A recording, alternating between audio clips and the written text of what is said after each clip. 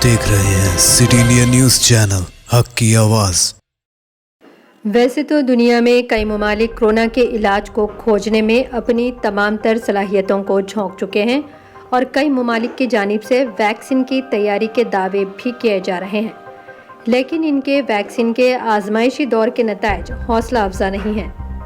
اسی مایوسی کے درمیان برطانیہ کی مشہور آکسفورڈ یونیورسٹی کی جانب سے بنائی گئی ویکسین کے آزمائشی دور کے 2 مرحلوں کے بعد حوصلہ افزا نتائج سامنے آئے ہیں۔ یہ ایک ایسی خبر ہے جو کورونا سے جوجھ رہی ساری دنیا کے لیے راحت پہنچاتی ہے۔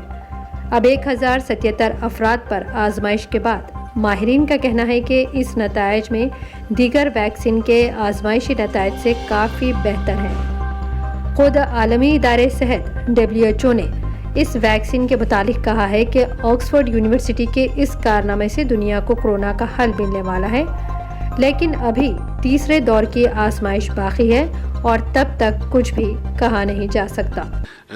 Which is available in peer-reviewed journals. Plus, we have one other, the BioNTech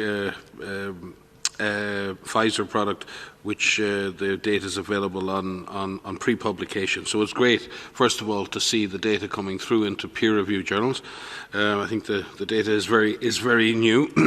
We do welcome the study and congratulate our colleagues at the Oxford University's Jenner Institute and the Oxford Vaccine Group and obviously our colleagues at AstraZeneca for getting this data out there.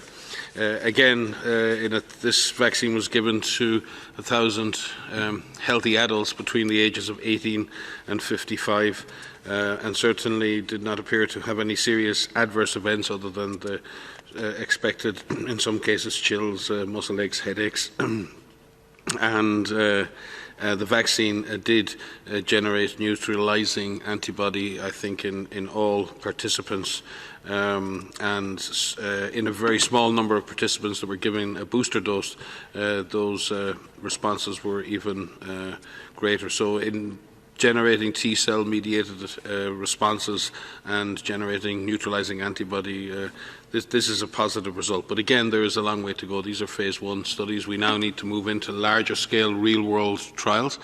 Oxford research group کے professor Andrew پولاٹ نے BBC کو بتایا کہ نتائج سے ہم کافی خوش ہیں اور یہ بھی کہا کہ اس ویکسین سے نہ صرف کورونا کا علاج ہوگا بلکہ جسم میں اینٹی باڈی یعنی قوت مدافعت میں بھی زبردست اضافہ ہوگا۔ پولاٹ نے یہ بھی بتایا کہ ایک ہی خوراک سے لوگوں میں قوت مدافعت میں زبردست اضافہ دیکھا گیا اور بعض کو 2 خوراک بھی دینی پڑی۔ اب سوال یہ ہے کہ آیا یہ کورونا سے تحفظ عطا کرے گا؟ کیا یہ مؤثر ثابت ہوگا؟ اس کا جواب ابھی ہمارے پاس نہیں ہے، لیکن میں یہ ضرور کہوں گا کہ اب تک کے نتائج سے ہم کافی مطمئن ہیں اور آزمائشی دور میں ہماری تحقیق کے مطابق 90% نتائج کافی مثبت آئے ہیں۔